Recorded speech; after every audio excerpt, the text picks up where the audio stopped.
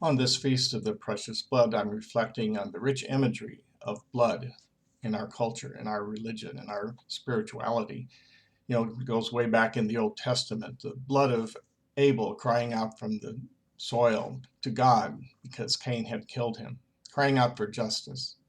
The blood of the lamb that was sprinkled on the doorposts and lintels of the Israelites, so that angel of death would pass over them and they would be freed from Egypt, from slavery to Egypt. And the blood of Christ shed on the cross, the seven sheddings of the blood of Christ that we have in our spirituality, and the Eucharist, where we receive the body and blood of Christ. That imagery of blood that is part and parcel of our community, especially. How many times have I prayed the litany of the precious blood? How many times growing up into society did I pray the seven offerings? We offer you the most precious blood of Jesus Christ, offered daily on the altar. It's part and parcel of us. And Barry Fisher, talking about the cry of the blood, our mission to those who are suffering, who are crying out for justice. That is all part of us. And we who grew up in the church, grew up in our community maybe, we know that language and that symbolism and that theology. And it's very meaningful, it's very valuable to us. And we want to pass it on. But I'm wondering, well, how do we do that? Who will we pass that on to? We learned about that language from growing up in the church and being at Mass, doing rituals, being at retreats, and we have tried to explain our language to others. But there are a lot of people who aren't coming to church.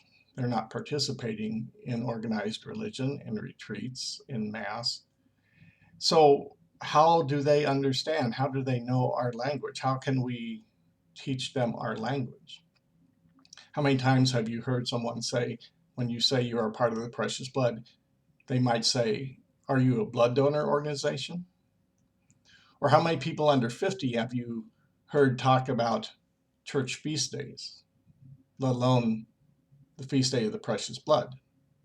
That's foreign language to people that young. So how do we do that? How do we pass on this rich tradition that we have? I think maybe instead of trying to teach people our language, we need to go out there and understand their language. What do they understand? What are they valuing? And then say, this is how we fulfill that. This is how we do that, what you are looking for. When George Floyd was killed, the protests were many, many, many young people, and they were speaking out for justice. Now, that is apparently a language they understand. Now, how do we say, well, yeah, that's what we are about too? That's what the precious blood of Christ is about, justice, and our mission to the marginalized, our mission to the outcasts. How can we kind of get in there and say, yeah, this is who we are too?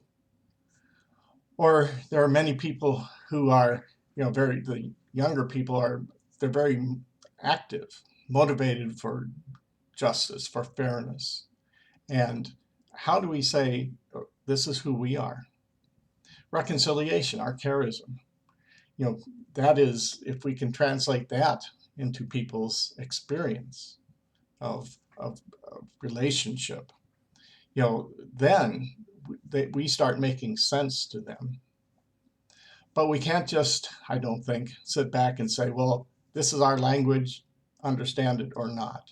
If we do that, well, I don't know how many people will be interested in learning that language. So maybe in our new creation, as we're talking about becoming a new creation, maybe that's kind of what we need to do to have that as our mission, to go out there and understand people's language, what they are valuing, and then speak that language to them using our rich tradition, our rich theology, our rich spirituality, and putting it in terms that they will understand. I don't think we can wait for them to come to church in order to teach them that. But maybe we can go out there. Maybe if we have enough energy to do that, maybe we can continue passing our rich tradition, rich imagery of the blood of Christ along to others, so that work continues and that our community, the precious blood, can continue. So let us continue to explore and be imaginative in ways to do that, because what we have is rich, is very rich and very valuable. And to invite others to join in our ministries, our prayer, our rituals, is very important.